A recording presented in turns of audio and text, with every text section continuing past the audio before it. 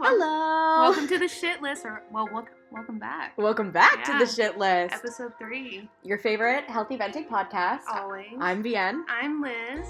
And today we have a special guest. Hello, I'm Phoebe. My best friend. Woo woo. Dun, dun, dun. Happy to have Phoebe on the podcast. Today's episode is going to be about healthcare scandals. Woo! Woo! My favorite topic. Because we all know the American healthcare system is a wee bit broken and sometimes a wee bit entertaining. A wee bit. Always. So leading us off, I know that Liz has a hell of a lot of. Yeah, I've been going to them since basically I was born. Haven't stopped. You know, most people just are born in hospitals. I lived in one basically. Stay at the hospital. Anyway, I'm going to talk about, this one happened like 2 years ago. Phoebe, you remember when we both got that horrible stomach virus. Good times. Yeah, she gave it to me. And ignore that. Transmitter of disease. She actually was admitted to the hospital that we stayed at. And, 2 days later after she got admitted, I got it. I didn't want to go to the hospital, mind you, because this is also during like COVID season. And, vaccines were just, like, coming out and all that stuff, so I wasn't vaccinated yet either. And, I was dehydrated. I was throwing up, like, couldn't keep anything down. I threw up dissolved medicine. That was horrible. Disgusting. Yeah, and so finally I was like, okay, I'm probably going to reject insulin, because I don't know if y'all know this, but I'm a type 1 diabetic, and being dehydrated is horrible when you're diabetic. Like, you just stop taking an insulin. So I knew since I was throwing up, I gotta go. So I went, I get there, and I'm like, hey, all I need is some saline and Zofran through an IV. Like, I already knew exactly what I needed.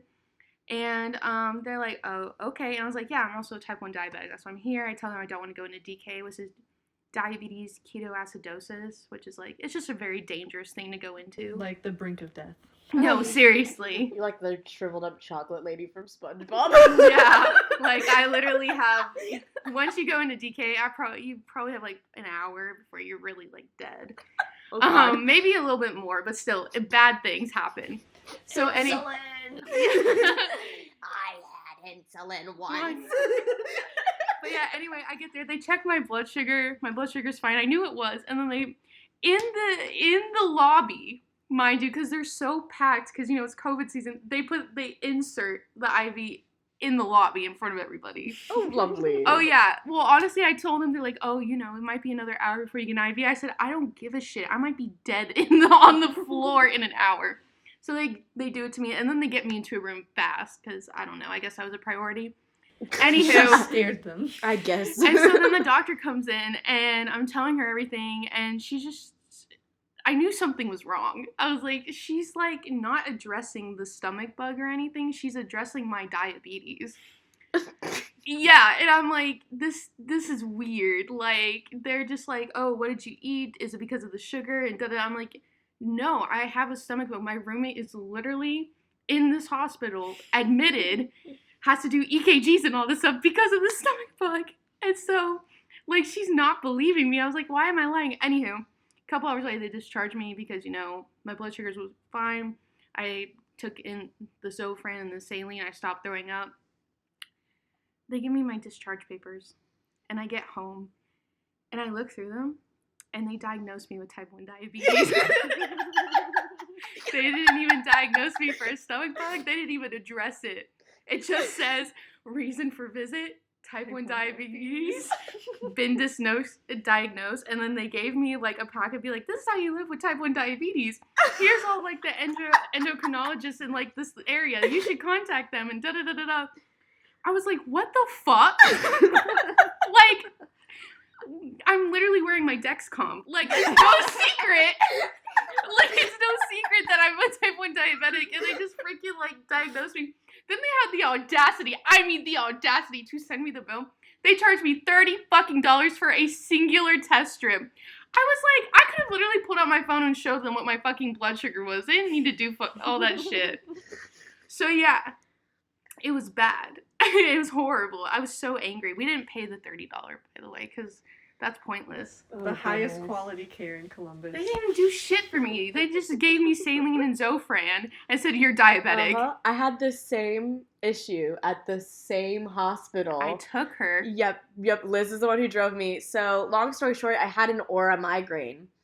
But when we went to the Piedmont urgent care to figure out what I had, because I had been dizzy for a few days and my vision was really like distorted and my head hurt really bad, the lady at the Piedmont urgent care said, hey, maybe you should go to the hospital and ask for a head CT because I don't want to scare you, but because we don't know what this is and I can't diagnose you, we kind of need to look into your brain because this is one of those things, you can't see. And so I got there, Liz took me, we got to the hospital, and I'm waiting for not 1, not 2, not 3, not 4, but 7 hours for them to get me to a head CT. And when they were doing like the preliminary checks, like running my blood work and urine samples and whatever, they were like, okay, so why are you here? They asked me all of those questions. And I was like, well, my head hurts. My vision's really blurry. I'm super dizzy when I stand up and I'm not dehydrated. So I don't know what's going on. And they were like, well, what do you want us to do? And I was like, I don't know. You're the doctors. And I was like, I don't know. The lady at the Piedmont said, order a head CT or like try to get a head CT. And they're like, do you want a head CT? The fuck? And I'm like, I don't know. Do you think I need one? And they're like, do you want one? I'm like, I don't know. You're the doctor. You tell me if I need one. I've told you my symptoms. Do you think I need one? And they were like, we'll order you a head CT. And it wasn't even like a... They just need to hand over their PhDs. No, I'm serious. And they were all done with me, and I was like, I don't know what to tell you, because I've given you all of the list of symptoms. I've given you everything you should need to know to either diagnose me and or send me on my way to get diagnosed. Like, what tests do we need to run? And they just were... Anyway, so they ordered a head CT, and I waited for... It was like 3 more hours. Yeah. I waited for We were 3 there more hours, forever. and they took me to the back, and I was so tired and so sick. And I asked one of the, and this was totally unattended. Like, they left me in this open bay, unattended, with a guy next door who was fucking throwing up and a kid who was screaming because his arm was broken. Oh. For 3 hours, I was listening to that. And at one point, a doctor, finally, the first doctor I'd seen in 3 hours, walked by. I stopped them. I'm like, hey, do you know how much longer it's going to be for a head CT? Because I've been here for 7 hours, and I want to go home and or get in a room by myself because this guy's throwing up his guts, like literally all over the floor. And I can see and hear it. Ooh. And this kid is screaming, and it's not helping my immense headache and dizziness to hear this child screaming. Can you help? And he goes, oh, yeah, I can. Let me check that for you. And he goes to check it, and he goes, yeah, it'll be about a 10-hour wait. I'm sorry? 10 hours? And let me tell you, and I didn't have a stroke, but I had every single symptom aligned with the stroke. Yeah. And if I had a stroke, You I would have been dead in that 10 hours. Yeah, for real. So and the thing is, they knew I had all the symptoms of the stroke, but they didn't tell me that because my mom, we ended up leaving that hospital because it was going to be 10 hours. My mom came and picked me up in the morning, and we went to CHOA, which is Children's Healthcare of Atlanta, because my mom has friends there. She used to work there, and they're all super, super nice to me there. And it took about 6 hours for them to get me a head CT, which isn't that bad because it was a packed emergency room. They were over capacity, and they were working their ass off. And they still treated me with the utmost care. And they literally, the first thing they did was test me for all signs of a stroke, which is not what the other doctors at the other Not hospital at all. did. And at this emergency room, it was the first thing they did. They were like, can you feel your feet? Do you feel that? They were like flicking my feet. Can you smile for me? Can you use all sides of your face? Does it hurt when you stand up? Like, all of those things, all of those tests for making sure that I didn't have a stroke.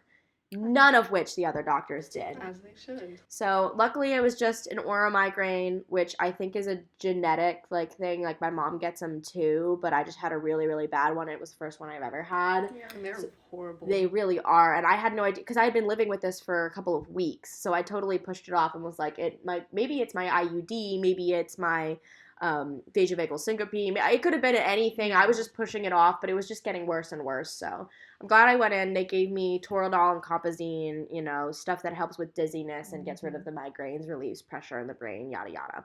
So I'm just glad that CHOA helped. But the thing is, if a hospital that is over capacity, like extremely over capacity, could give me the care I need with kindness and urgency, even when they are overrun and understaffed, I do not see why they had so many issues being, like, having that same effort at the Columbus Hospital. No, like, when I took Phoebe for that, stomach condition, like, I had to, like, push them to get her into a room and to do all this stuff, because they were just, like, she was so sick. I've never seen her that sick in my entire life. I was freaking out. And, like, they were just, like, going about their day. I'm like, no, like, I need help, like, now. Yeah, it was horrible. And it's crazy because even though it took me so long to get in there, I had the issue of they would not let me out of the hospital afterwards. Yeah, the same hospital, by the way. Like, we're talking about the same hospital here in our area. Like, all three of us, one hospital.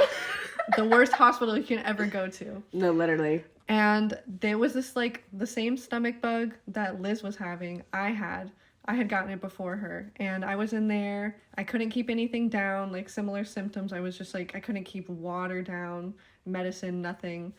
And they were running all these tests on me. They couldn't figure out what it was. They ran EKGs, like twice a day, like, every day. And I was like, is there something wrong with my heart? Like, why do they keep running these EKGs? And they're like, the lady was like, no, I don't even know. It looks fine. Like, I don't know why they keep doing this. I was like, because they were not communicating anything with me, like, telling me what was wrong with me. I was just, like, stuck in there.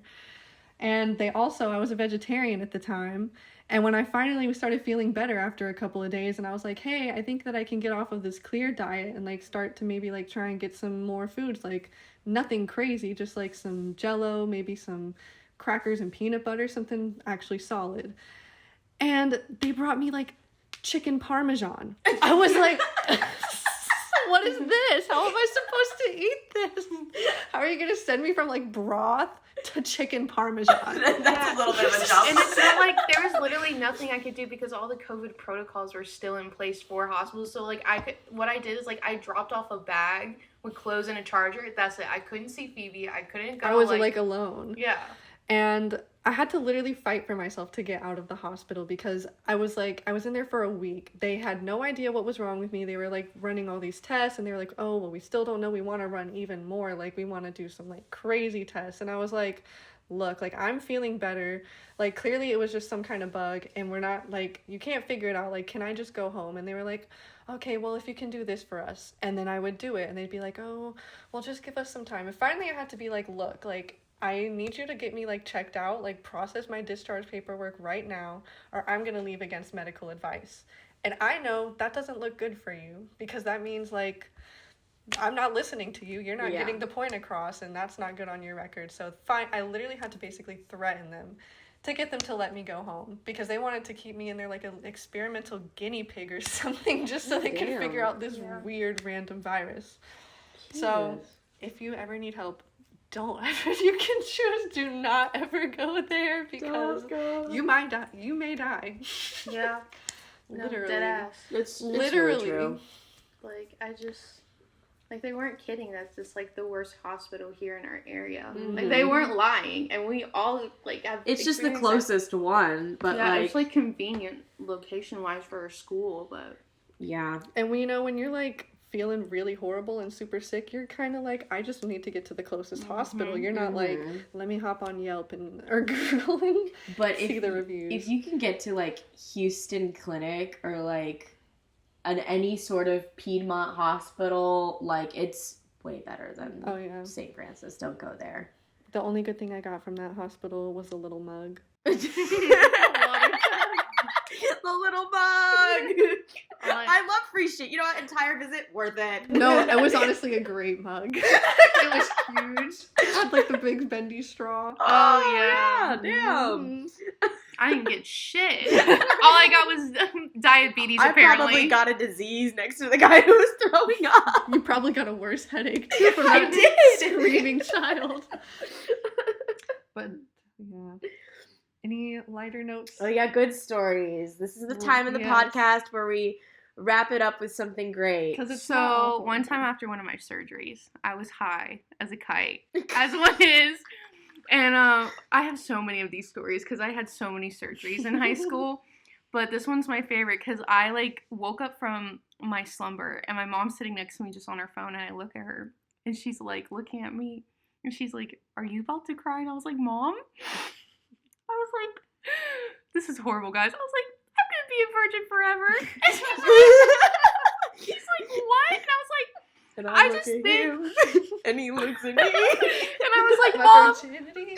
I was like, "Mom, I think I'm gonna become a nun." She's like, "Okay," and I was like, "And all the orphan children will be my children. I'll be married to God." And she was like, "Is that what you really want?" I was like, "I don't know, Mom." And she was like, "Why Not even religious. I know I'm not even religious." And I was like, "Mom, I just don't understand what's happening." She's like, "You're high," and I was like, "Can you make it stop?" She's like, "No, because then you'll be in pain." And I was like, "I don't want to be in pain." And I was hysterically crying. She's like, "I don't know what to do anymore." There is no right answer. You got so high you thought you were in like a 1960s movie plot. Yeah, when I'm medically high, I'm the funniest person. I mean, I'm the funniest person I know, but Did they give you a lobotomy while you were there too? maybe. Yo, that would explain so much. I got my lobotomy at Toyotathon. But yeah, that was a good time. I mean, that had nothing to do with like the healthcare system. That's just me being in a hospital, being high. Phoebe, you got any? Okay, so when I was like about 17, I was at a mental hospital. Yeah. So, we love that. Mental health awareness. And this, like, the staff there, they were great. There was a guy there named Peanut. We thought he was messing with us just to, like, make us, crazy kids feel better. But no, his name was actually Peanut. Legally, his government name was Peanut. Peanut. Like, hey, Mr. Peanut. But he was so sweet. We loved Peanut. And my favorite experience from the mental hospital was we weren't allowed to see the younger kids, but at lunchtime, they would be, like, at a table, like, kind of near our table. Mm-hmm.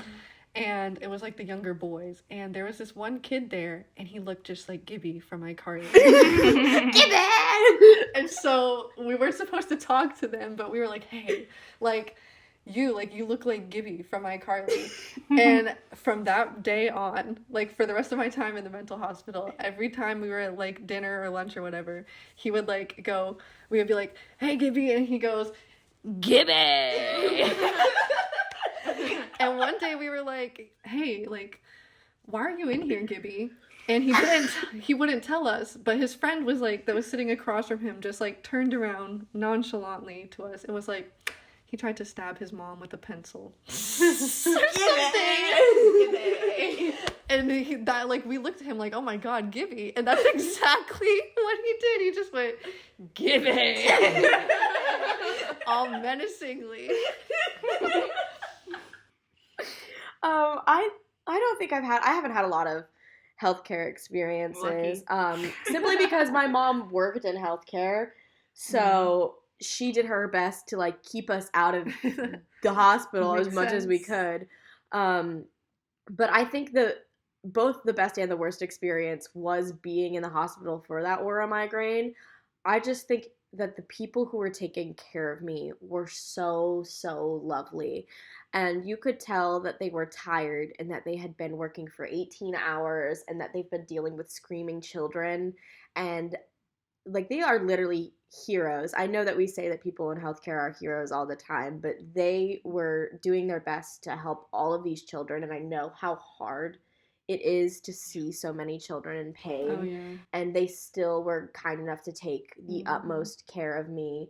And the nurse who was taking care of me was the sweetest lady ever. She would come in and we were joking, and she told me about her secret tattoo that she got a long, long time ago. And we were just, it was great. She made me feel less scared to be there. And I think that's something that all healthcare workers like should aspire to do, not just like children's healthcare workers, but to that nurse, you were absolutely lovely. You were the best person there. You made my whole day. That and my mom's Aw. friend from the radiology department came down to visit. So I got to talk with her for a while, and that was great because it's like having people, knowing that there are people like them who are out there who are caring for kids in our community and elsewhere, it definitely makes me a little bit happy. It's comforting. It is comforting to know. That is good. Mm-hmm.